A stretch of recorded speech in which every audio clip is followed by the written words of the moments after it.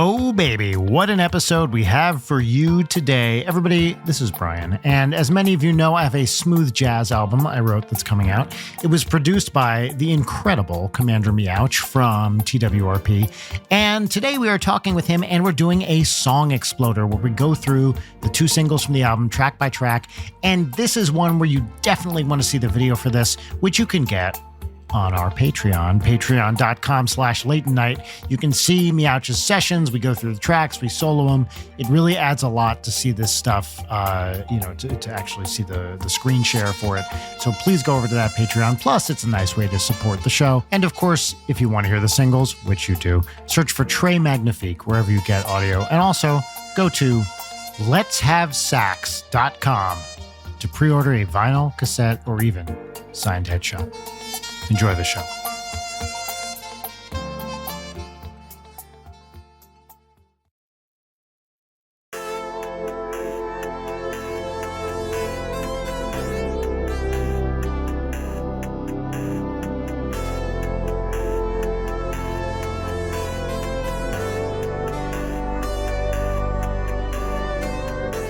Today is an exciting day. In fact, this is a first in late night history. We're doing our song exploder. What should we call this here? Schlong exploder? Veto. No. Veto. Okay. Then come up. Here's the way it works with ideas. You can veto, but then you have to come up with something better. No. If the initial suggestion is just so bad and so facetious, I don't think it's on me to provide a better name. Well, we have a guest. A repeat guest, in fact, who hasn't been on the show for a little while. Commander Meouch, hello. Hello. Welcome, Commander. Thanks for having me back. Yeah, we're very excited to have you back on the show. It's been a while. 3 years, in fact. Although we did the Dead by Daylight thing, right? We did. But that was a mini-sode. Meouch, were you around for the Weedening? I was not around for the Weedening. Yeah, that was we had Phobos. Phobos called in. He's much more qualified to be on that sort of thing than I am anyway, so. To be honking that bobo. Right off the bat, drop some Phobos dirt. Give us some inside info and the bad stuff that Phobos does, like the really bad stuff, the stuff that he would never want you to say in public. He's just a real bad guy. He's a bad guy. He sucks shit. Pretty good at honking that bobo, though. That's what they say. I would call him a C+ guitar player and an A+ bobo honker. That's good. That's very good. So he averages like a B overall. Something like that. Yeah, that's right. As a person. Well, as a person, F-, right? Bad guy. Manipulative, avaricious, just like generally inconsiderate of others. Malignant, I would even describe him as. He's not a malignant narcissist because his particular, constellation of neuroses, I think, expands beyond pure narcissism. I want the Late Night, that's a bad guy compilation. I want that supercut of us slandering everyone we know, which happens with stunning regularity.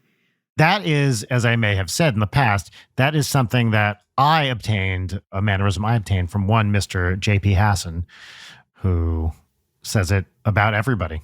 Pretty much. Incredibly true. So we are thrilled to not have Lord Phobos on this week, but instead, twerps only, Commander Meouch. Yeah. Let's just introduce the show, everybody. This is Late Night with Brian Wecht. Over here, we have my indicted co-conspirator, Reagan Gray. You have to introduce me as that every time now. That's the way it should be. That is, in fact, me. And over here, we have Commander Meouch, who has so kindly decided to join us today. How are you doing? Oh, not bad at all. Got some nice coffee. Got some smooth jazz. Oh, yeah. Hell yeah. How do you take your coffee? Oh, black. In the butt. If you're running low on time in the morning, you just need that caffeine fix. There's lots of ways to get it done, That's right. Get it in there. So we're recording this in mid-September. You are about to embark on an international tour. That's right. Yeah. Just a couple days off to Norway. Wow. The last time you were there was probably when we were there together, right? Exactly right. Yeah. Yep. We had a great tour through Europe in 2019. Yes, that would be it. And in fact, we were in Oslo together, and that was a lot of fun. Yeah, that was the last show of that tour, if I remember correctly. That's right. That was a wild tour. One of my favorite memories of that tour was the time we took a bus from Edinburgh to Amsterdam. Yeah. How long is that trek? So you have to get from Scotland down through England to Dover. Then you get the bus on the ferry, which goes across to Calais, and then up, through France, Belgium, into the Netherlands. And total, that was a 2-day trip. I forget exactly how many hours, but with waiting and blah, blah, blah, it was like we ate up I think it was like a night and a day to do it. Does that sound right? Yeah, I think so.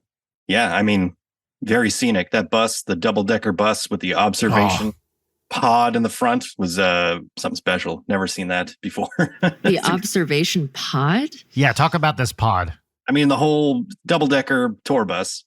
And then on the top level above where the driver was the lounge. And the lounge was just almost covered in windows. So you basically had this, I'd say bird's eye view. If the bird wasn't flying very high, but you had kind of a view of kind of the English countryside, and it was pretty great. Normally, you don't get to see a lot of the road when you're traveling on a bus because all the driving happens at night. So, yeah, my favorite memory of that trip was, so we drove from Denmark to Sweden, from Copenhagen to Malmo over the famous bridge that's there, and it was in a torrential downpour, high wind environment on this enormous bridge in the dark. And you can feel this bus like wobbling from side to side. We had this bus driver, this amazing tiny lady, Anais, and she ruled. She was just like expertly manipulating this bus, like young woman, probably in her 30s or something, and was like the ultimate ninja bus driver, I guess literally here, and was just like navigating this crazy bridge at night in high rains and winds. And, and when you looked at, like, it's a bridge over, that's way up over the water. It was terrifying. At one point I was like, I can't look out this window anymore. Yeah. But what you have to keep telling yourself in a bus is most people don't die on these. And that has proved true. Every bus we've ever taken. Here, Layden, here's a piece of tour bus knowledge that I learned early on by being told, not through experience. Sleep with your feet towards the front. So your head does not get smushed in case of nice. In the event of a sudden stop, yeah. Everybody in our milieu tends to have touring experiences. And this was maybe like February 2020. I was going to be like, a little helper on, I don't even remember what the tour was supposed to be, but it was going to be a short, like, Texas thereabouts thing. So I almost would have experienced the bus life for the first time. And then, of course, nothing happened in the world in March of 2020. So, yeah. Well, you are always welcome on the Ninja Sex Party bus, should there be an available bunk for you. And you will spend one night and be like, nope. Yeah, I get the feeling that I don't think I would jive with it, but I do love being around my friends. So that's the fun part. The fun part is not the living environment, which sucks. It's the being around a bunch of cool people and this sense of camaraderie. Yeah. The living environment, the shitting environment. Oh, the shitting environment. Don't even get me started on the shitting environment, because what is the shitting environment? There is none on the bus. And every morning you wake up and you feel the clock start ticking. And if that bus has not parked for the day, there's potential for discomfort. That's such an important part of the morning. Oh, Jesus. You don't have to tell me. You got to time that first morning coffee very carefully. Yeah, I don't drink coffee on the bus for that reason, because you don't know when that switch is going to get flipped. And not to be too graphic, but with me, I have a fast switch, shall we say. Yeah.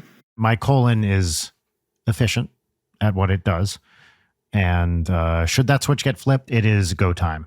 Yeah, that baby doesn't run on a dimmer switch. That is exactly right. Yeah.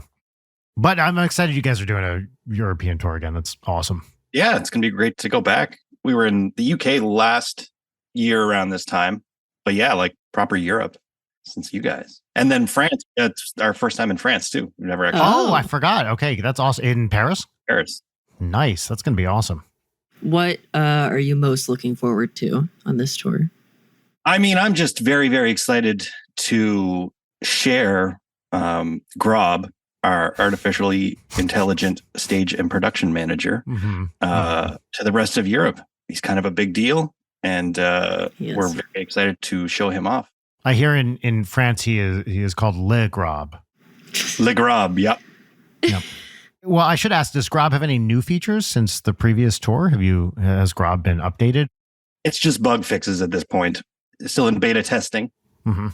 I should identify myself publicly as a proud member of Phobos Nation on this. Phobos Nation is Lord Phobos' street team of supporters.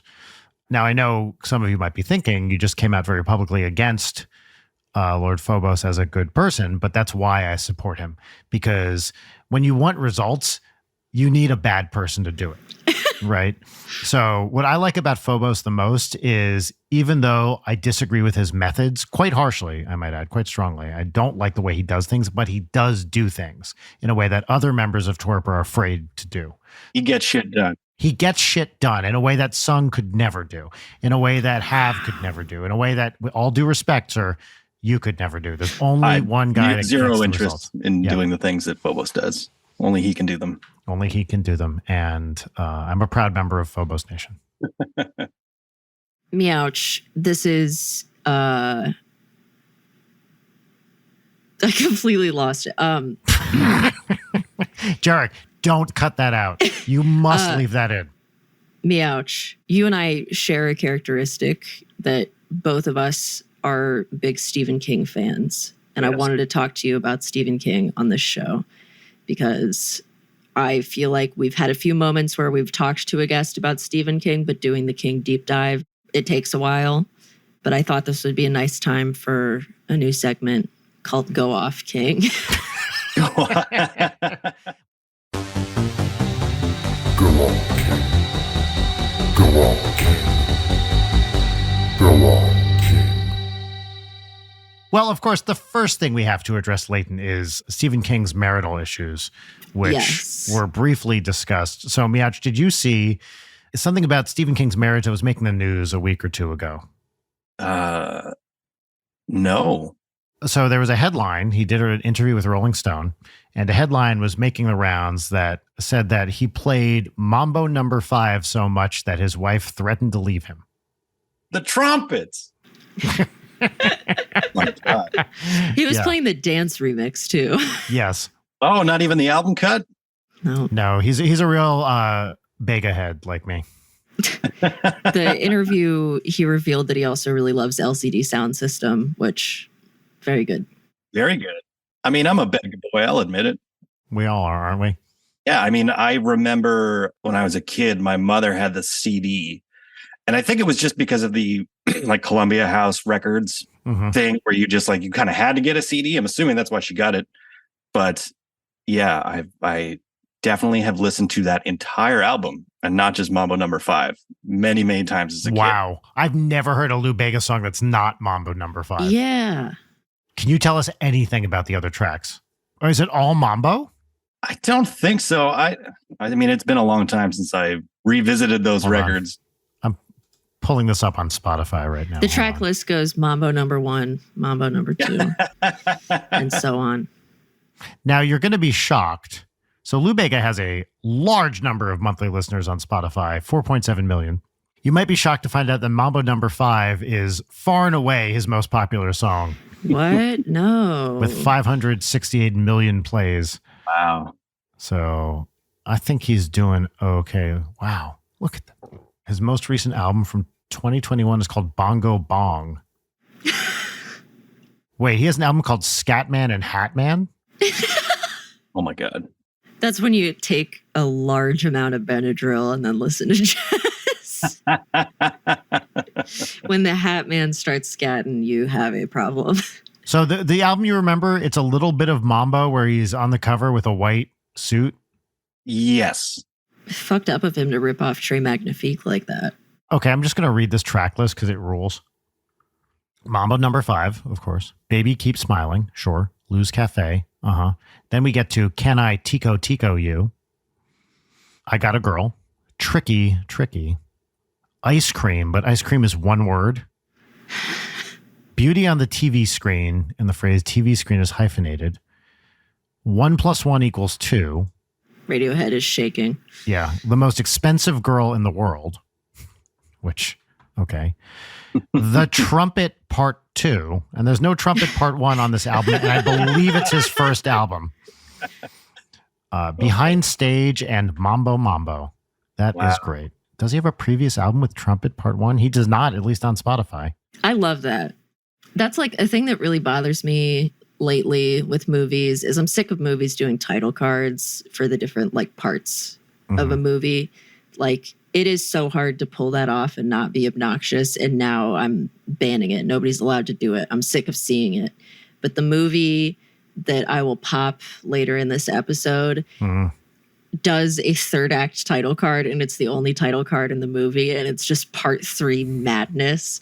And in the context of the movie is so fucking funny. So that movie is the only one that is allowed to do it, but it was made in 1999. So that's great. 23 years of transgressions against cinema. I don't want to derail your Stephen King talk, so talk about Stephen King. Oh, yeah. Meouch, you and I have talked about Stephen King at length, but not on a recorded platform. So what are some of your favorite Kings? I mean, it's hard to go wrong with a lot of those classics, even the later ones too. But I will say that The Dark Tower is a friggin' masterpiece and probably deserves a reread at some point. Yeah, because you have a big King shelf, right? Yeah, I got like a whole bookshelf. It's just Stephen King novels. I have the same thing, but it's Stephen Crowder. Oh, God. Stop. No, never mind. Okay. They're great, especially for touring and on the road, too, because they're usually pretty succinct. Yeah, love me some Stephen King. Other than Dark Tower, what are some of your faves? When you say classics, you're talking about like Pet Sematary, Shining? Yeah, Salem's Lot, Shining. Did you see they're putting on a Pet Sematary prequel series? They are? Yeah. That's not a setup for a bit? A what? No, I'm genuinely asking. A setup for a what? Just about the life of the cat, or a regular movie about a cat sleeping. God, I'm so fucking sick of prequels. I'm not kidding, but it is not a bit because, as we know, I don't do bits. But if I were to have done bits ever, this would not be one of them. There is I just saw yesterday a trailer for a prequel. Wow. What happens in the trailer? I don't even remember. I watched 1 minute of it and I was like, nope, I'm not. I can't. I don't have any interest in this. Yeah, because the latest remake of Pet Sematary was so great and really makes forgot me there have was a lot one. of faith. Right, yeah. There is. It's bad. It's real fucking bad. And spoilers, they switch it so instead of the little boy dying, it's the daughter. Oh. Just trash. John Lithgow is in it though, and he's the only like part him. of the He's movie. pretty good. Yeah. Great. So that was Go Off King. I have nothing else to say. Do you have anything else to say about Stephen King? Yeah, I would say that it's hard to say newer books because he puts out like fucking 3 of them a year or whatever. But the Mr. Mercedes books he did a few years ago. Oh, are those good? Yeah, they're good. They're like mystery, I guess, than like straight horror. Yeah. I don't know. The Outsider feels pretty straight horror. And it's very good. It's just in terms of like Stephen King endings that go off the rails and suck, that book suffers from that dearly, even though most of it's very good. Yeah, I just accept that fact. Every time I have a Stephen King book or watch a Stephen King movie, I'm like, I'm sure the dialogue is going to be interesting and I'm going to like the characters. It's going to be a little spooky and it's probably going to fucking crash and burn at the end. Yeah. I read Needful Things for the first time this year, which I fucking loved. But that ending is especially... And it's fine, because like the climax of the book, that it's such a long, slow burn getting to that point. The climax itself is what's satisfying, not necessarily like the evil is defeated part, which is very silly. Yeah, I feel like every time I'm in an airport, there's like 3 brand new Stephen King novels on the shelf that I have not heard of. Yeah, I don't know how he does it. Isn't his whole shtick like write 1,000 words a day. Like every day he just has the quota. Yeah. What words are to Stephen King, that's what notes are to Lord Phobos. That's right. It's like you got to get your 1,000 notes in every day. 10,000 notes a day. Yeah. Yep, that's right. Well, speaking of notes, do we want to segue into something this show has never done before? Yes, we do. So today is a special day. Today, when this comes out, October 13th, the second single from the upcoming Trey Magnifique album, Mature Situations, or as they say in Canada, Mature Situations, is out with a music video that, as of this recording, let me say, I hope that music video is out today. I think it will be. But the second single, known as Monica Blvd, is out today. And this album, although written by me, was produced and performed largely by the one and only Commander Meouch. So I thought this would be a fun opportunity to do like a song exploder thing where, so I've never seen his Ableton sessions for this. We recorded this in Toronto last year. And then, you know, he worked his magic on it and made an album that I absolutely love. He's the only person I could imagine ever producing this kind of thing and doing it this well. And I thought it'd be fun to go through the two singles on it. Well, I mean, we'll do one and then see how long it takes and do it like Song Exploder style and kind of get into it and, you know, see the tracks, hear about them. I'm sure I have a lot of, you know, stuff here with individual tracks I haven't even heard yet. And so that's what we're going to do. And for those of you who want to follow along by watching the Ableton session and not just hearing the beautiful sounds that it makes, you can go to our Patreon at patreon.com/late night and watch that shit. Because it's there. It's there. Any tier. Sign up at any tier. $2 gets you access to this Ableton session or the video version thereof. So this is the first single entitled Satin Velvet, which is a phrase I pulled from a fan fiction I wrote a couple of years back that some of you may have read, which I am not allowed to talk about anymore due to a personal request. But I always thought this was a funny title for a song. And yeah, should we play a little of it first so we can just get the general vibe? I mean, will you get copyright struck by yourself if you play the whole track? I almost feel like that's important context. I might. We're going to chance it on this one. And it's a claim, not a strike. No, I'm going to strike it, actually. I'll move to strike. All right. Strike it. Okay, great. Yeah, play a little of the song. Yeah, let's just settle in. Well, it's very early in the morning, but we're recording this. But if you have like a smooth cognac or a white wine, I feel like that's a very appropriate. Oh, I couldn't agree more. Yeah. And if you're drinking coffee, put some Baileys in that. If you must. Yeah.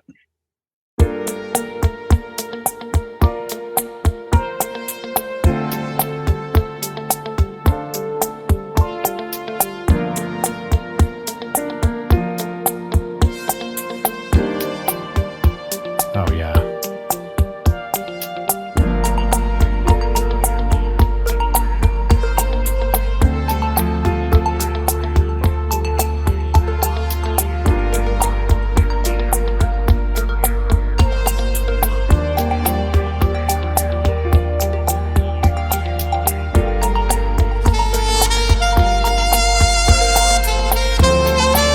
Okay, I think that's enough to give the general vibe. So fucking smooth. It's so smooth. It is soul. And to use a phrase I learned from you, adult. This is a very adult. Very adult. Recording.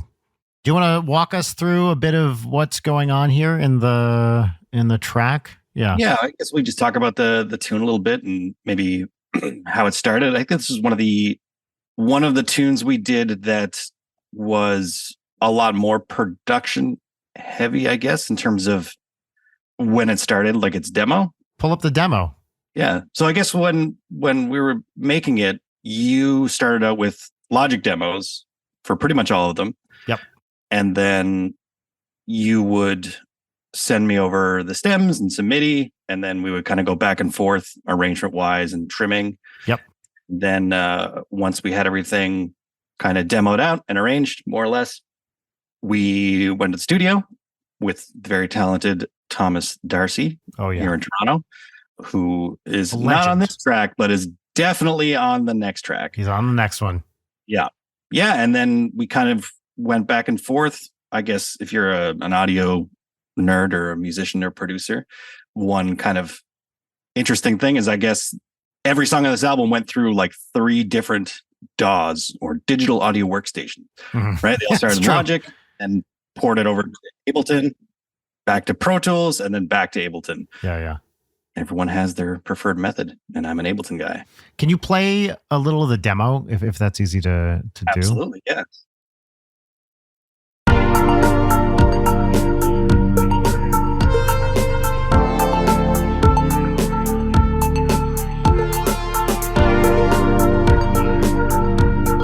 Switch back over to a product.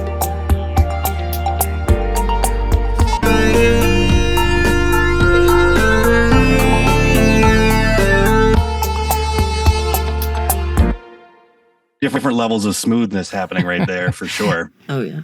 Play that demo again from where you were, just real quick. Okay.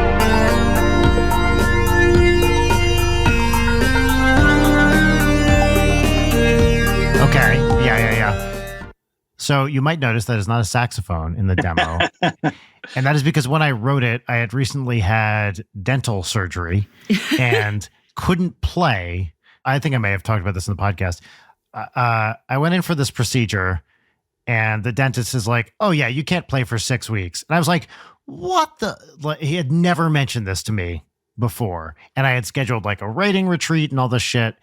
And I was like, fuck. So I had to write maybe half the songs doing the sax line on synth, thinking about doing the fingerings and making sure I'm very good at fingerings.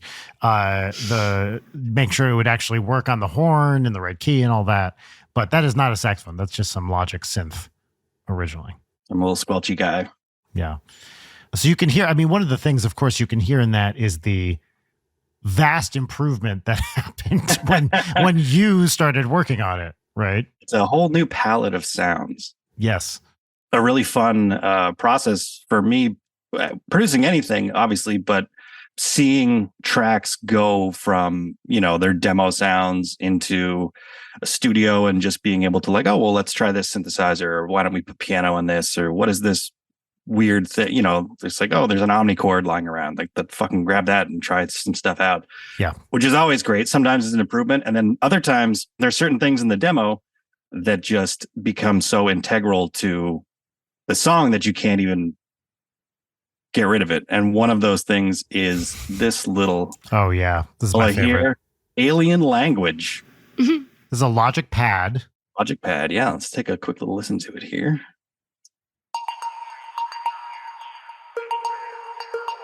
Kind of little stereo plucks and what sounds like some aliens having a conversation in the background. Which is, it's a very unique kind of sound. Like when you would pull that up in a preset, you're like, I don't know why is there the alien sound? But for whatever reason, it just like sits in the track so nice and just adds texture and that cool little stereo plucking sound. And there's always, some integral part where you're like, this track's not the same without it. There's another pad, I think, that's in there. The one that comes in red at the beginning that was in the original. Is that right? That sound. Da, da, da. Is that I can't remember what's in it. Was that just a synth lead or what? Synth string. That's what it is. The synth string. Okay.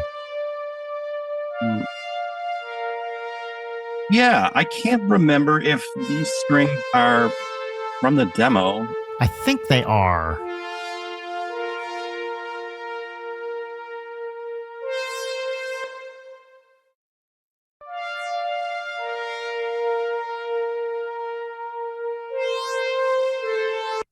Yeah, I think that's it. Undulating analog strings 1.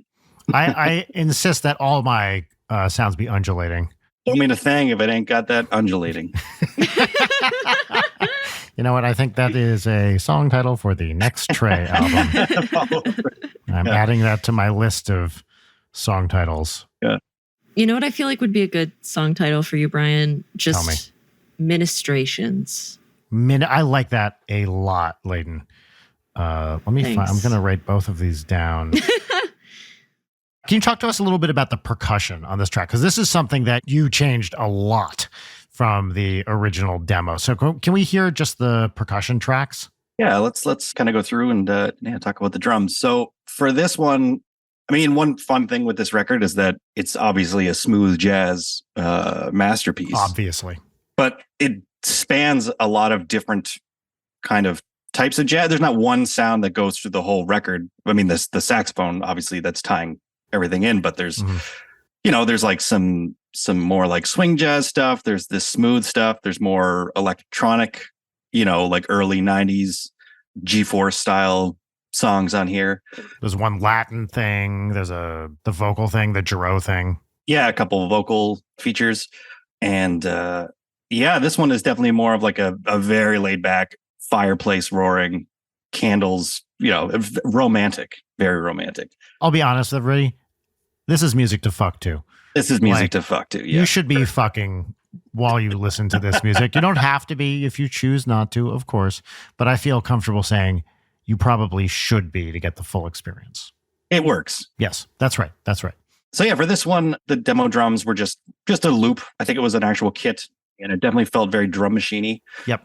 So there's a producer named Oliver who makes incredible sounding samples, and the drums especially, he's got a lot of classic drum machine sounds sampled and patterns, and they sound great. They're usually pretty like drag and drop in. They're really fast for ideas.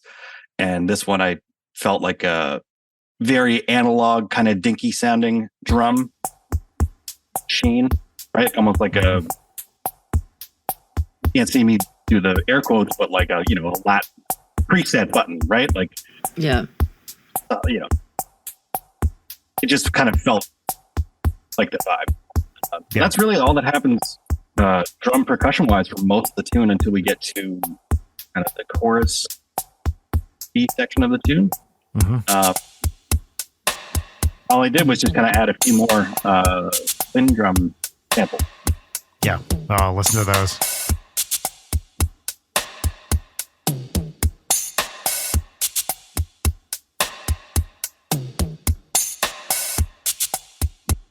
Yeah, so I wanted just a very like sound like if you had a Lindrum in front of you when you were programming the pattern. Yeah. So not a lot of fills, kind of like a 2-bar loop or whatever. For those people who don't know, we should say Lindrum is a famous drum machine used by a million people, not the least of which is Prince, and is just like one of the all-time great drum machines and classic. Like, what was it? It was early 90s, late 80s? When was it? I want to say late 70s, 80s. What a beautiful machine, too. Look at that thing. Oh my God, wood paneling. Damn. Oh, yeah. And you can get virtual ones, of course. Like, yep, you can get the samples. They're very easy to find. A lot of the character with those old machines is sometimes they have like different shuffle or swing patterns that are built in. Right. That are, just a character of the machine. And you can still get it like digitally, but it's not the same and not as fast at times. Have you ever worked with a real like classic drum machine? Oh yeah, like 707s and some newer Roland ones, 909. Our drummer Hav Hogan, who picked up a few. Is he a bad guy? He's a real bad guy. Yeah, terrible. I figured. Real bad. He is, Sucks. as they say, asshole. I could tell from the way that he lays a beat down that he's a bad person. Yeah, bad beats, bad attitude. Yeah, so I guess for the drums, pretty straightforward. I mean, not a lot going on. This is a very low track count for drums. And then, for any nerds out there, here's just a few signal chains, some fun plugins, kind of giving it their sound. Yeah, talk us through these. So I have some go-tos that I love on my drum bus, usually whether it's a real kit or a machine like this, just stages of like compression and saturation. So, Ooh. So we have a little bit of tape. So if you were recording this in a studio 40 years ago, you're recording everything to tape. This is a nice emulation. And usually when you record something to tape, it sounds a little warmer, more analog. You get some saturation. It kind of just glues all of the sounds together. Mm-hmm. So we have some tape. We have another saturation, which is tube, just a little more analog stuff, just a little bit of EQ on the drums, and then some compression, less compression on here, and then a little bit of limiting on it. So we can take a listen to the drum loop with it on. Going. And then off.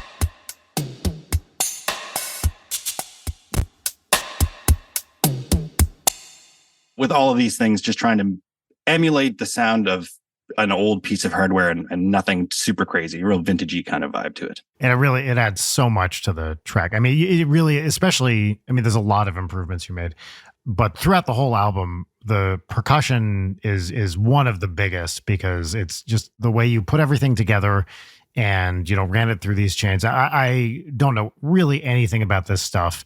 It makes everything a billion times better, dude. Like, it is so great. Real nerdy. Talk to me about the vibes tracks that I'm looking at. This was kind of just a situation where I don't think either of us went into the studio being like, oh, this record needs vibraphone, like all over it. Nope. But it just happened to be there and sounded great. And what can you say? It's a fucking vibe. It's a vibe.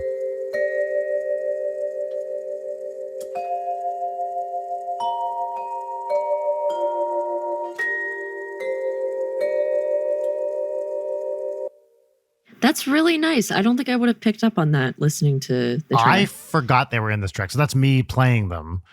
And we just were like, let's try it on stuff. And it definitely is tucked in there.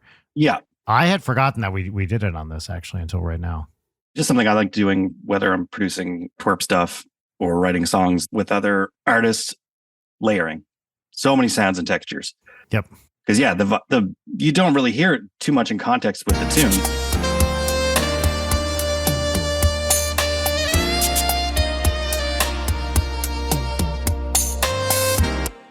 Right, you're kind of just hearing some little notes extending the chord kind of at the end. It's kind of just off to one side. Yep. And a lot of it is just like the air of like the microphone, just like in the room with it. That's kind of adding it, which is great, especially for something that has a drum machine or something that has a lot of synths. So you want to feel like you're in a room with these things, just kind of the air moving through the mic. But yeah, the vibes are on a few tracks like that. Some of them are a little more present than others. The next one that we'll talk about has a much more present vibe. Oh yes, thing on it. And by the way, do I play the vibraphone? No, I don't. But it's laid out like a piano, so there you go. Sounds like you play the vibraphone, man. That's. I was showing Audrey some percussion stuff, like videos of people doing it, and it's one of those mallet players that has the bunch of mallets in each hand, is like moving them all around like crazy. It's such a fucking cool skill. I was gonna say like a Freddy Krueger glove with mallets on it would be pretty. It's not far from what they do, actually.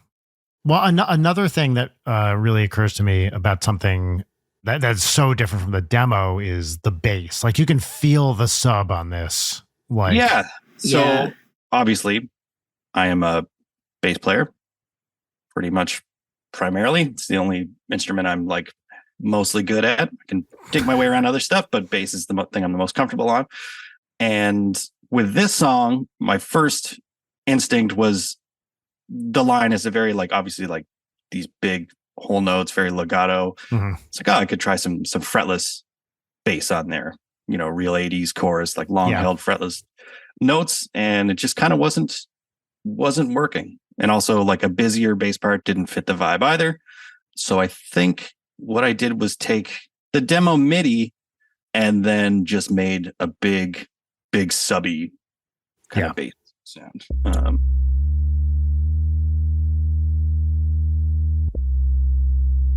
Something that you probably, if you're listening to the record or whatever, or even this on like a phone, you might not even hear that. It's all very, very subby. I was listening to it through, I think it was the speaker on my phone, and it is fun how that just like erases it entirely. Pretty much. You just can't handle that frequency. Yeah. Yeah, because there's so many other things kind of filling up that frequency, right? Because there's the big full strings, there's big, nice held piano chords. There's another Juno patch here. Ooh.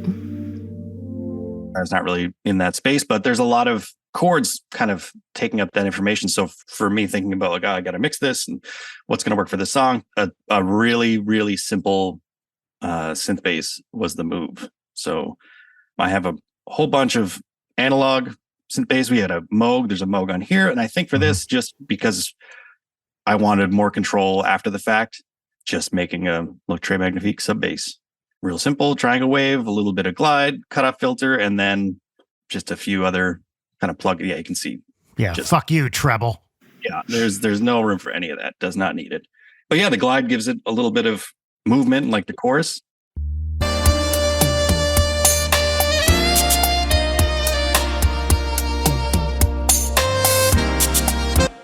Right, hearing it kind of swell or slide into the next note gives it a real smoothness, I would say. Totally. I love the bass on this. I mean, you can really feel it in a way that I think just it enhances the track so much. Yeah, I think I haven't heard it on headphones until now, and that is totally what is making all the difference for me. Because it's great on a little phone speaker, but this is chef's kiss. Would you talk to me a little bit about the music theory? Like what key is this in? What's going on? This is in G minor mostly. And I mean, there's nothing like really out of that key going on here. It's pretty just solidly in that key. And there's a lot of sevenths because that's kind of the smooth jazz vibe. You got to have them. So the main melody, da, da, da, I think that's a da, yeah. I think that's a seventh. But yeah, it music theory wise, there's nothing really that interesting happening with this particular song. There are some songs that get a little more on the album that get a little more spicy. Particularly the next track, DTF, Down to Funk. That was actually, I think, the first one I wrote for the album, and that has some like much more interesting chord structures. And there's some modulating going on there. There's modulating. There's like the actual chords in it, I think, are interesting. This one is not interesting. It's just kind of solidly G minor with sevenths thrown in. For this kind of smooth jazz, I mean, we watched that Kenny G documentary. Oh yeah, we did. And that was like, came up as like, I don't know if it was like a criticism or just an observation where it's like a lot of this smooth jazz vibe like doesn't necessarily need to be crazy harmonically complex or just doing shit for the sake of doing shit, which other genres in jazz or subgenres or whatever definitely benefit from. But yes, sometimes it's just simple as the smoothest possible option. For me personally, it is a bit of a struggle, which is something I have throughout my music writing, which is like convincing myself that simple is fine. Like not everything needs to be, you know, some crazy jazz odyssey. Like sometimes it's okay to go 1-4-5 and that's what the song needs. And that's fine. With this, I remember writing this, I was like, let's just get a vibe and do it. So this is definitely one where the music theory is the least interesting part of the song. Actually, I wanted to ask, can you just remind me, so which of these tracks are studio and which did you put in MIDI? Or you isolated the Juno before. That studio had a bunch of dope gear, some of which I think we brought in. Juno 106, I think that's what he has. Classic Roland synth, for those of you who don't know. The Juno's great for these really nice pads. That's kind of in our A section. And then open up.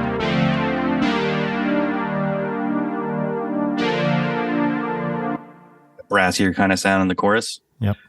What's the bell patch down below? Did we do that in the studio? I can't remember. Oh, this is the guitar. Oh, sorry. Yeah. I can't read. That's guitar. Well, I think in the demo it was there's some pluck synth or something, right? Synth or something like that. Yeah. And we're like, it just needs to be guitar. And we got Phobos in there and he had Phobos play it. Yeah. For the entirety. And then I probably just cut it up because it's.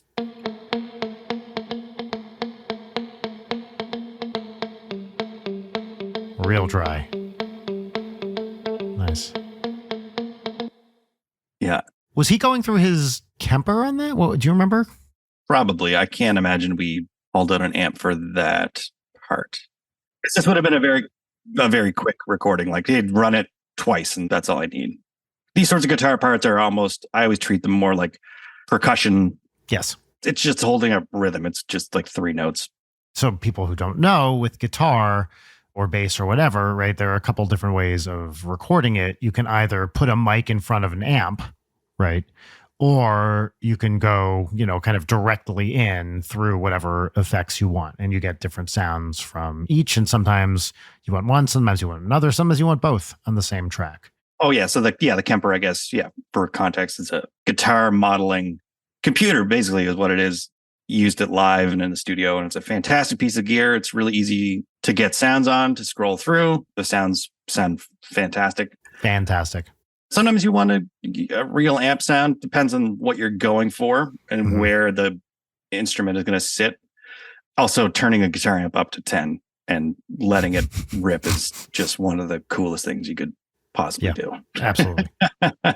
But if you're making smooth jazz, it's just find a nice clean Fender kind of sound and palm you'd pick apart and get a harmony on that very last.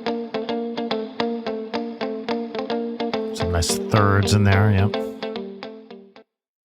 So we had the piano, right?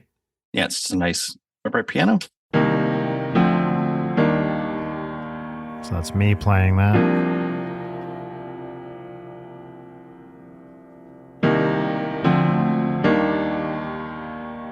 And later on, or another layer of.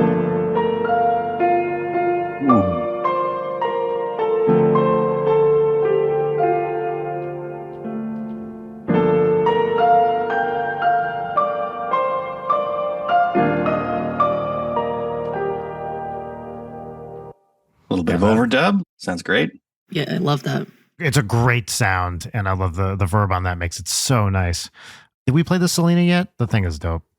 Yeah, so this is a real subtle layer. I think it's just like Yep. Just holding on to that one note. There you go. Yeah.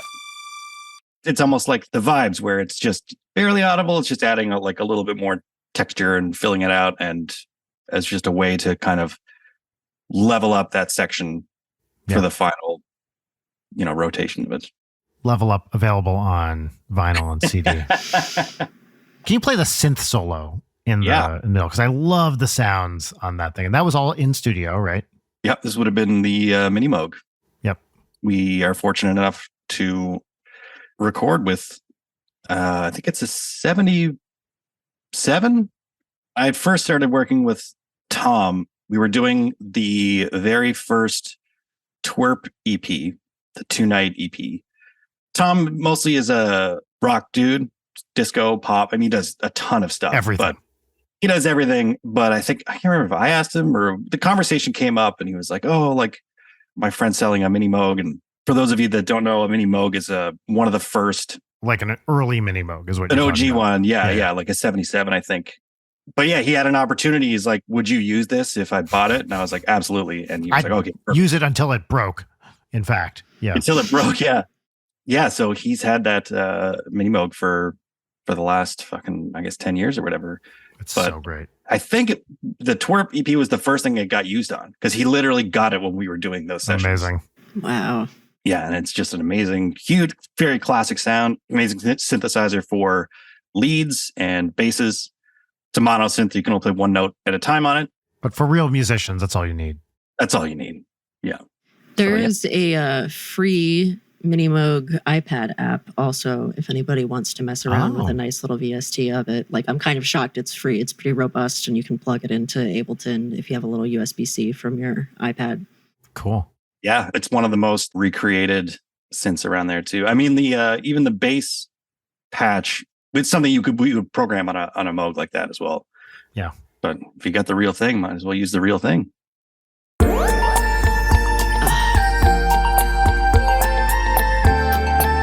Can you solo that?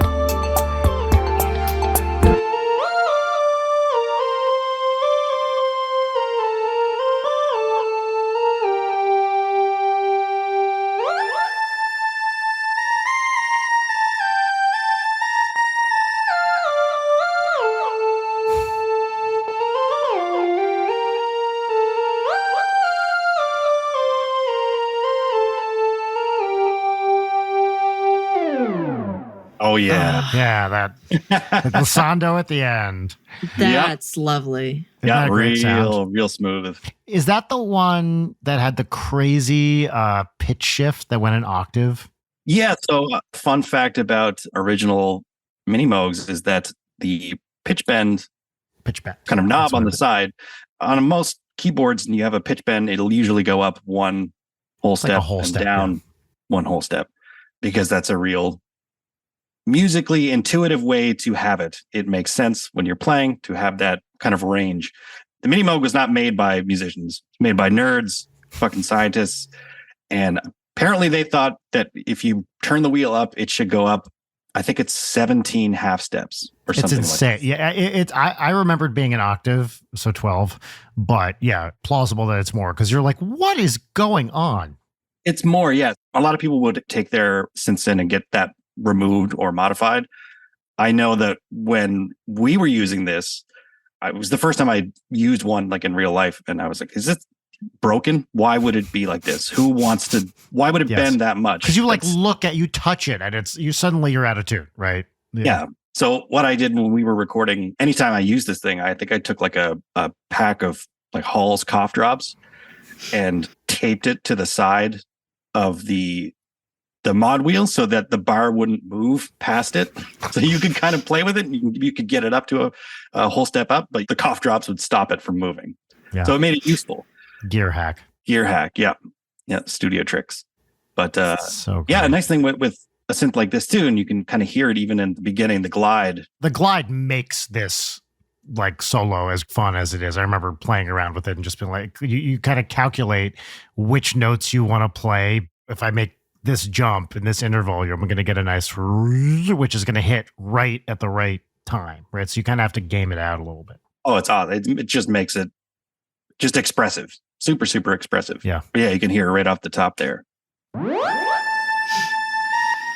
Right, because I remember what you have to do with that, right, is you press a low note before you start recording or cut it out, and then you start at the top. You hit the first note and it remembers the previous note and goes up. Yeah, glides right into it. Super cool. And then just some effects, delay and some auto.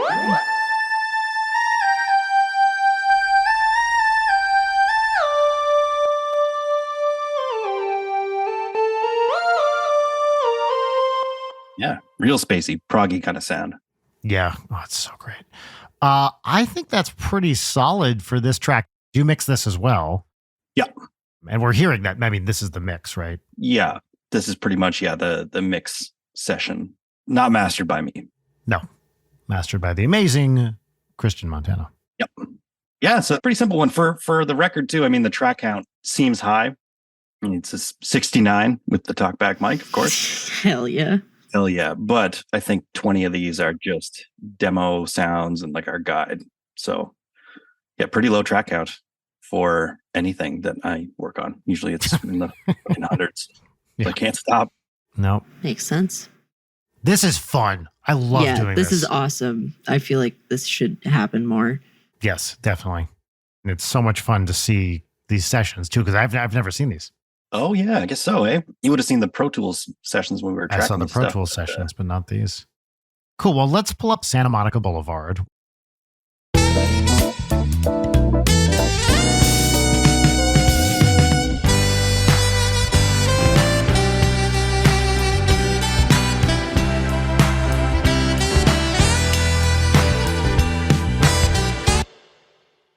Absolutely crammed full of, I lovingly refer to them as jokes.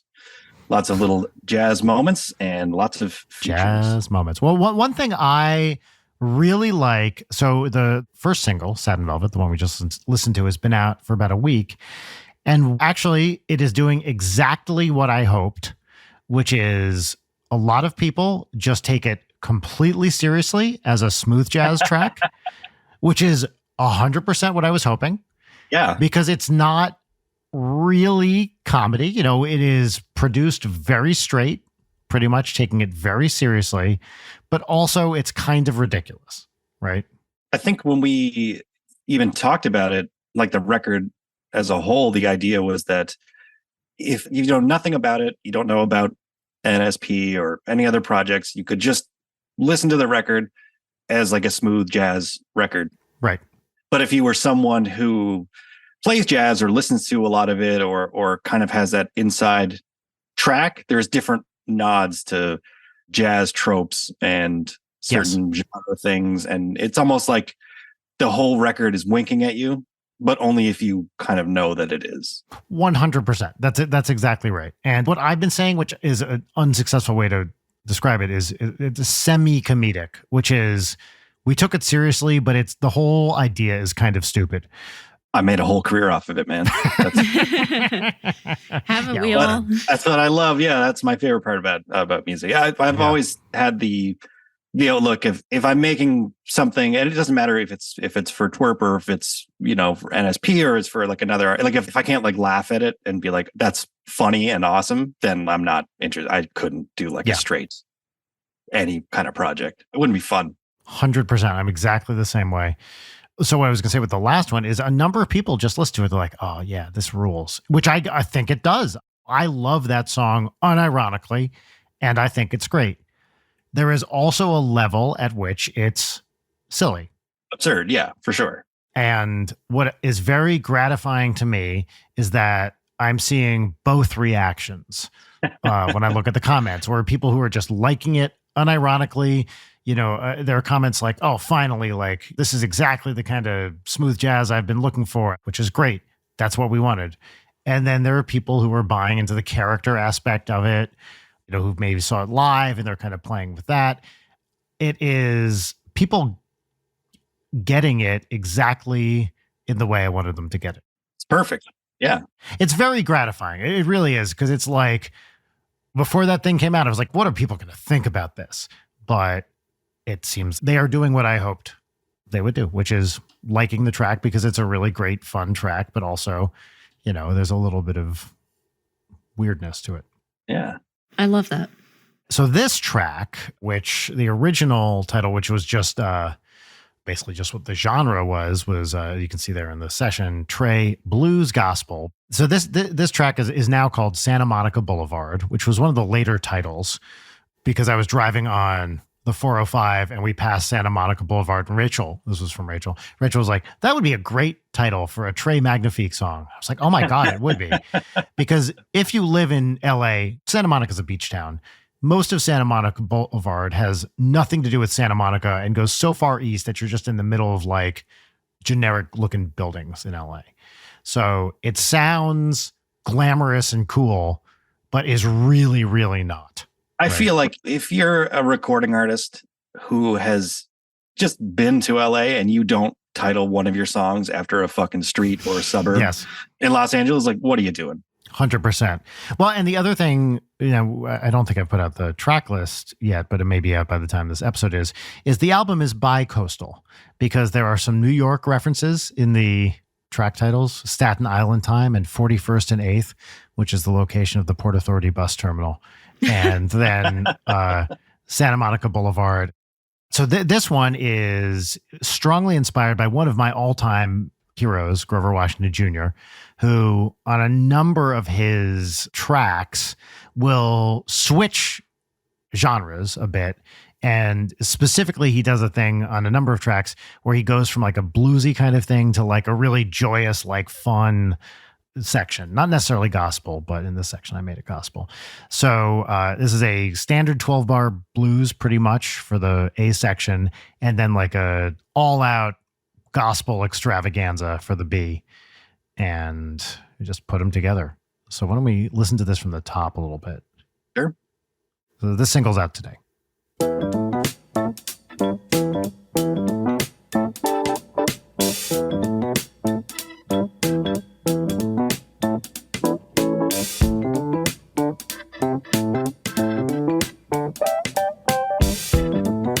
Okay, so there we go. That's good enough.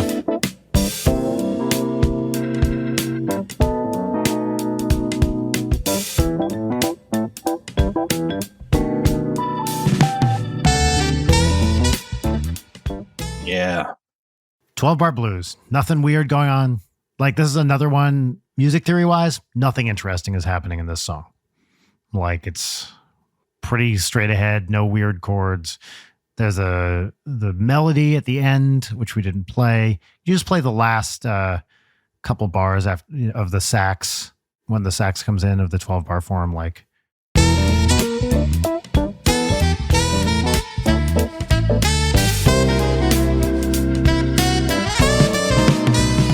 Okay, so the only thing that's even vaguely interesting, and I use vaguely here, it's a little whole tone scale, da do do do do, on the sax.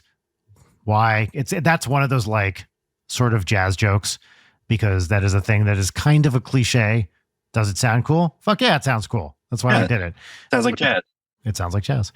So it's a famous scale. That's the I had the weirdest dream last night scale. Right. Oh yeah. Yeah, I guess you're right. And it's really just another A into a B into a bunch of solos, and then a B and then an out, I'm pretty sure. Yep. So yeah, the theory is not the interesting part. Standard minor blues, and then a gospel section, which we heard before. So this is one where the vibraphone is a lot more present.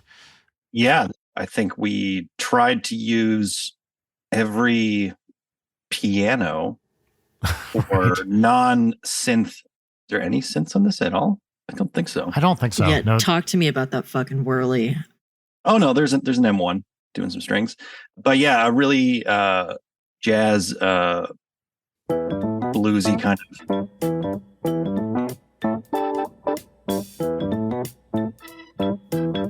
You solo the whirly.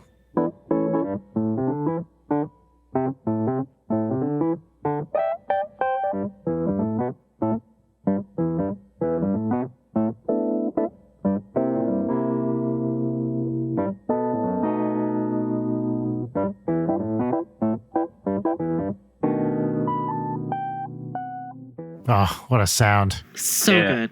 fucking noisy too. Yeah, so It's noisy. crunchy. I've recorded this Wurlitzer on pretty much every time I go to this studio that we're working at.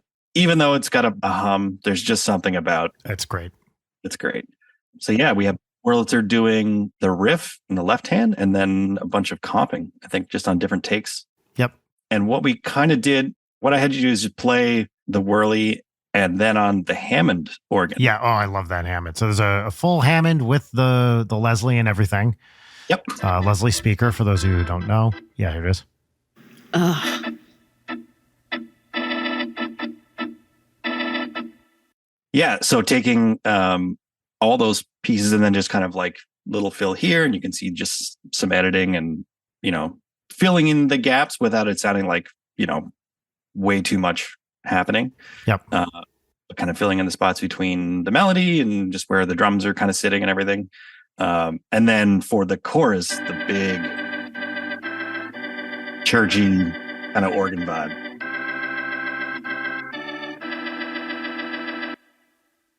Yeah, nice big Hammond organ there. Yeah. And so the vibes are playing the riff, right? Too. Yep. Yeah, and that's with the dampener all the way down. So Yep. I'm pretty much just there for adding some Extra. more attack that Yeah. the Wurlitzer doesn't really. Also, no bass in for this first thing here, right? Yep, no bass in. Drums.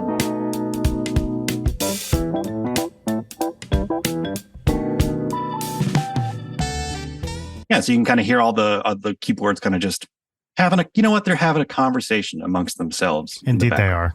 Yeah. And those are live drums by Have. Yep.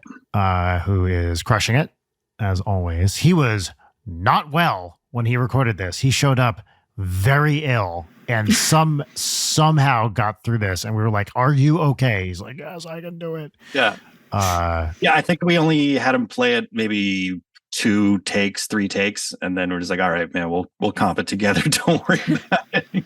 I mean, to even do it, like, he was sick.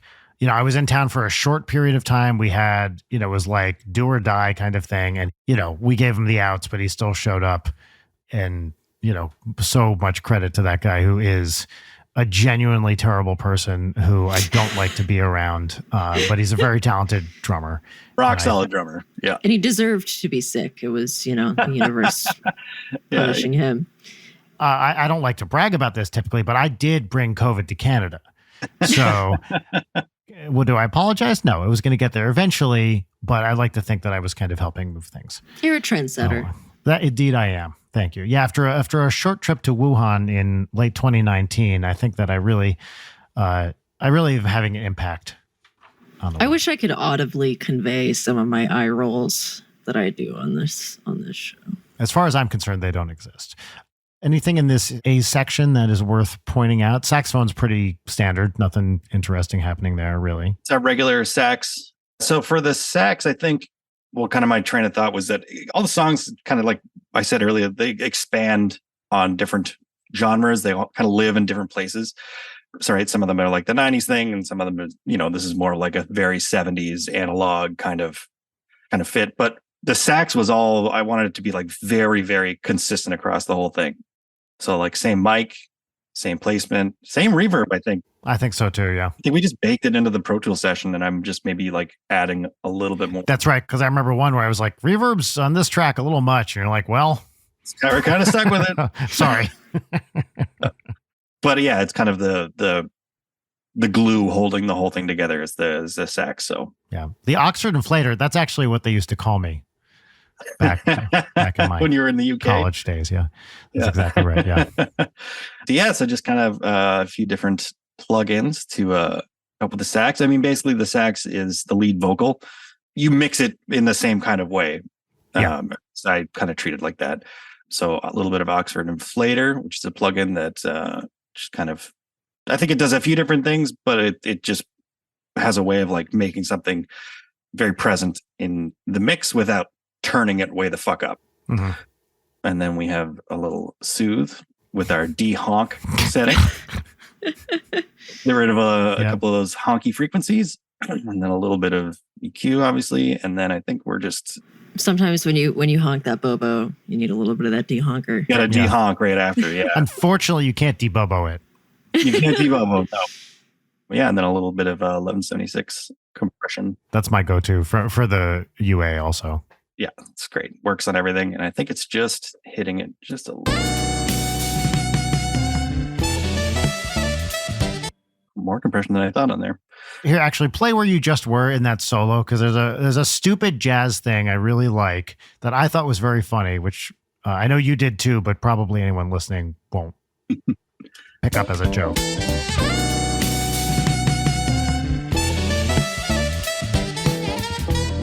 All right, these little runs here.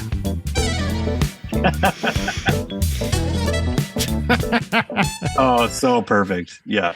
I'm not a good enough sax player to be able to do that to do a lot of those in succession, but a couple where I, could just that I can do. And I don't know, it just strikes me as the kind of self-indulgent bullshit that I really like to throw into these. That a Trey Magnifique would really go for. It's like, look how fast I can play for a very short time. It's not distance running, it's sprinting. That's right. That's exactly what it is. Yeah. I believe those are the fastest licks on the record.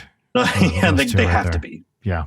Yeah, so that's our sax input, and I think whatever we were running into it before Pro Tools, so probably a little bit of compression and reverb that was recorded into it. Why don't we play the B section so we can hear that gospel for a second here? Do we want to work up to this final?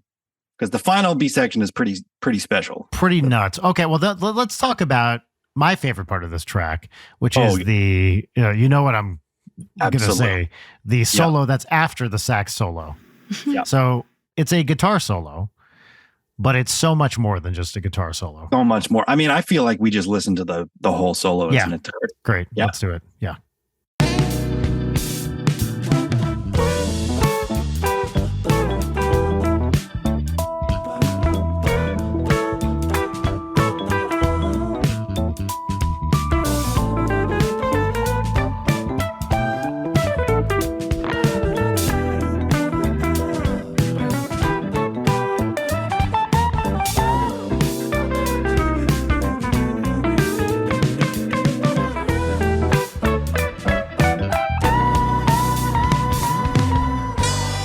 I mean, Oh, Very, very good. beautiful. so that, of course, is the infamous Lord Phobos playing that solo, Mhm. which is great by itself. Were that just the guitar solo, that would be incredible. Absolutely crushed it. Well, interrupt me if you'd rather tell this, Meouch, but we recorded for about a week. I think it was 7 days total, something like that. And one day I'm walking back from getting dinner, and the aforementioned Tom Darcy, who engineered, right? That's what his role was for this. Yep. Engineered the session and is a very talented musician in his own right, sends us a track and says something to the effect of, I couldn't help myself. And it is this guitar solo with him singing the solo, the guitar melody at the same time.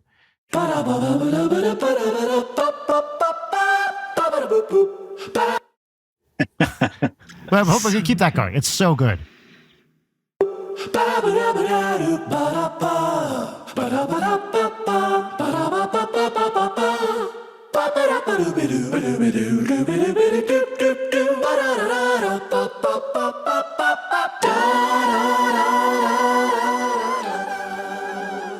I mean, this is music right here. This is music. I couldn't agree with you more. I mean, look, this was just like him being an awesome, amazing person, feeling inspired and doing this thing, which was... I just couldn't help myself. It's like the most beautiful thing that you could get alongside that. It's so great. I mean, it elevates this from being like, I think, a fun, cool track to like, oh my God. For me, this is what makes this particular track special. And it is so great. It's breathtaking. Yes. I don't want to spoil the record, but one might say that it has a bit of a scat fetish. There's some... Oof. That was great, Leighton. Congratulations. Thanks. You're welcome. But it's some of my favorite parts of the record. There's more scat on the record than just this, too. Oh, yeah. But yeah, one interesting thing or cool, I guess, aspect of this is we asked Phobos to come in and we're like, okay, well, the song needs a solo. Why don't you do like a George Benson solo? Also one of our favorites. Unbelievable. One of my favorite artists and one of yours. Huge inspiration. Yep. He's an amazing singer and guitar player, but one of his kind of trademarks is he does the scat solo as he's playing. Yeah. Yeah, I don't even think it was like we had said like, oh, well, you should scat on top of this. No. Tom just did it. He just did it. And I don't know if he did it knowingly. I don't know if he was just bored. I don't remember. Yeah. I work with him all the time, and sometimes he'll just like send me other vocal runs where I know he's just kind of like hanging out and he has an idea, and he's very, very fast when he's recording and singing. He's so fucking talented. Yeah. He'll just send me something. Yeah, I was bored and I did this. And he'll send me something and it's fucking amazing. But yeah, it elevated the George Benson guitar solo, which was already great, to like a level of authenticity that no one asked for. Yes. And that like 8-part or whatever harmony at the end. Can you play that with that chord at the end?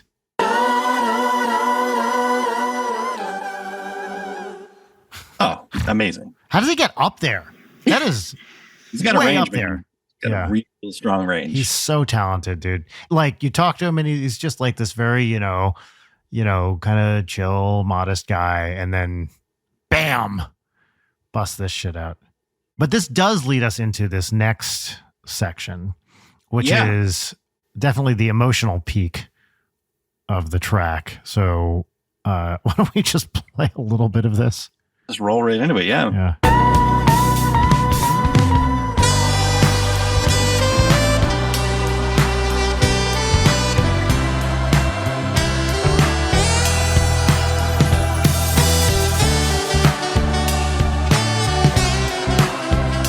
Okay, so we're in church now. We're in church, fully in church. And why don't you talk a little bit about what's happening here?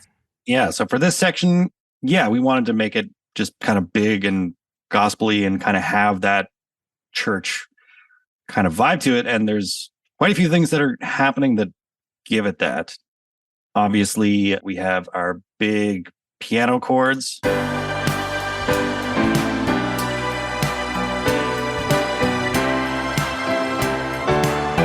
Nice. We have our strings. A very, very fake sounding M1 strings. The fakest. Yep. Then obviously the organ. It's not a drawbar church organ, but it's close enough. Taking it home. Beautiful. With that speaker rotating. Oh, yeah. Yep. And then we have a 12-part choir from the very talented McKenna Ray. McKenna Ray. Yeah. Did all of these parts here.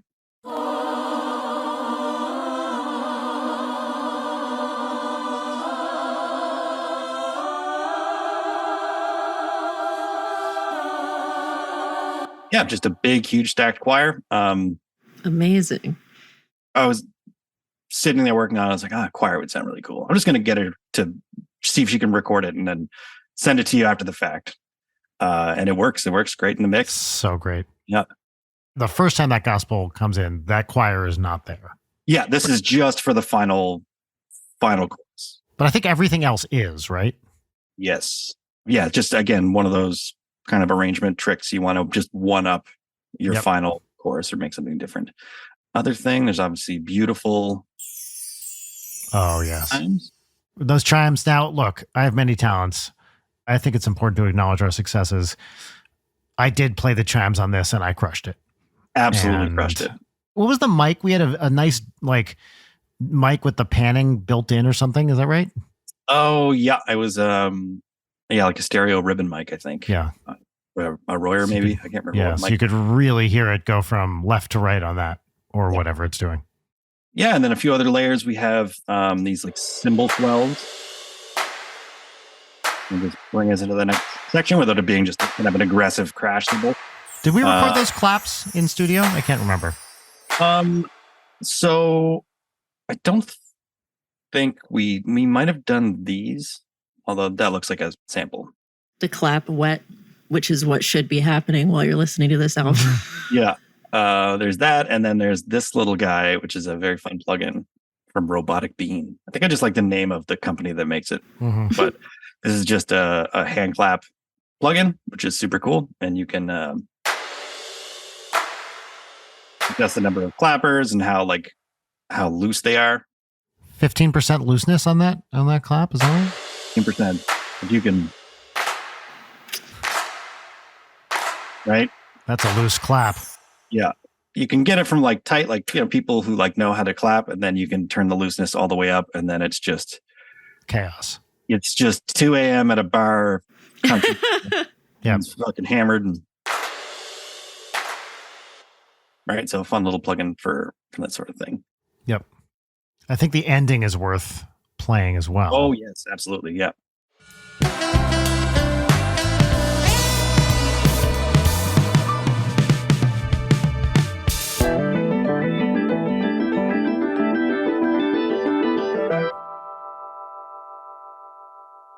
Beautiful. There's that vibraphone. Hear that vibraphone ring out.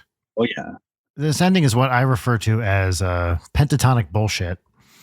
And it's just walking up and down in various instruments, a minor pentatonic, and any combination without any regard for taste or decency.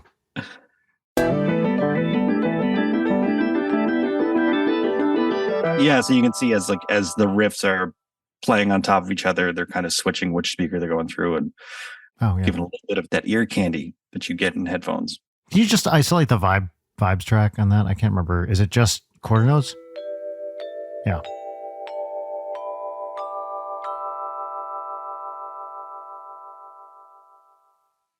Smooth. That is actually the maximum ability I have on the vibraphone, demonstrated in that one take. That took 40 tries to get. Worth it. It really was. I mean, my time is valuable. Other people's isn't. As demonstrated by this podcast.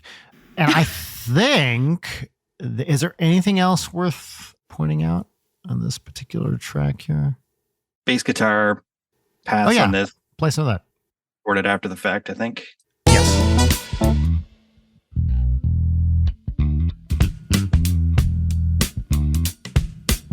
Oh, I want to rap over this. this. It's so good. Rapping Daddy. Indeed. Yeah, it's just a jazz bass, couple plugins here, full tech, blazing on bass guitar, full bass, and then bass cab emulation, and then a little bit of EQ. Yeah, but I think I comped it pretty hard going in. So amazing. But yeah, I mean, I think this song has the most guest players on it. I think that's true. Dr. Sung did make it on the record. We're not looking at that song today, but he plays a very, very important, pivotal role. Yes. I played all the keys on this. Normally when we do NSP, we switch up key duty on various things depending on who's feeling what. With this one, I want to do all the keys because it's a solo record. And it was like, well, I want Sung involved on it somehow. And he came to the studio just to kind of hang out. And then we found, I think it was even his idea. He brought a particular instrument that he probably has the most skill of any of his instruments on, and played that and did it very well. You think the vibraphone is hard? Yeah, no, this is next level. Yeah, I mean, I suppose we could also talk a little bit about why these are the singles, although I don't have much to say, except I was very conflicted about it because there are so many genres on this album within jazz that, like, I didn't know what best exemplified the record. Definitely wanted that smooth one, Satin Velvet, on there. This one, the second single, could have been any one of a number of things. I feel like this kind of goes right down the middle of being jazzy and still pretty smooth, still on that like Benson-y kind of thing, as you said, but also having a little bit more gas than the previous one. You want a jazz blues on there. Yeah, you got to. It's what the people want. They crave it and need it. Everyone, look, there's a reason jazz is the most popular genre in the world right now. And I like to think that this song exemplifies why. Yeah. I feel like this was a really successful experiment with the podcasting format. This was amazing. I couldn't agree more. I love doing this. It is so much fun. Well, Meouch, always fun to talk to you. But just seeing these sessions, you know, as I said, I haven't seen inside the session before. I just heard the process as it was going on. You would send me clips. I mean, that's something else we should really talk about is, as opposed to maybe a more traditional jazz record, which is not necessarily like a producer's playground. This one was very much, we recorded it and then you went off with these tracks and made them what they are, right? You did a ton of work, not just with the bass, but with the drums and the production. And so you mixed it also, as I said, like there, you spent a lot of time and effort on this album. And that's not the way a lot of jazz albums are done. It's like you get in the room, you engineer the thing, it's a session, that's what it is. So I just want to, commend you for making this album actually decent and better than decent. I love this album. Super fun. But yeah, I mean, especially older jazz records, like, fuck, man, sometimes it's like one microphone in a room, play the chart 3 times, and then that's it. You're done. That's right. But yeah, no, it was super fun to work on. So many different genres and different techniques. And I don't do a lot of final mixing. Usually when I'm working on a project in a producer role or whatever, I find mixing that extra step. You want like some more objective ears on it, right? When you're just sitting with a project for too long. For this one, though, it was so specific in terms of like, well, this song we wanted to sound like, something Kenny G would have put out in like 92 or whatever. And then this song is like, okay, well, you wanted to sound like, I don't know, like a Herbie Hancock record or a George Benson record, or you want this one to sound like it was made, on a fucking Trident digital workstation. Right. It's like also very specific. Giving it to like another mix engineer, they probably would have made it sound too good. Yes. You're just not like feeling the vibe of each kind of tune. So yeah, totally. Super fun. Yeah, dude. Well, I agree. This was awesome. I'm always happy to do these again. Maybe when the full album is out, we can bust into a few more tracks, especially to hear Sung's work, which I do want to spend 2 hours talking about. Oh my God. I would really love this kind of thing for Staten Island Time, which is my favorite off the record. That's the one we're talking about. Yeah. But also, Meouch, just a thrill to have you back on the show, and just to spend any time with you at all is a gift from the old ones. My pleasure. It's great hanging. We're not going to do segments this week.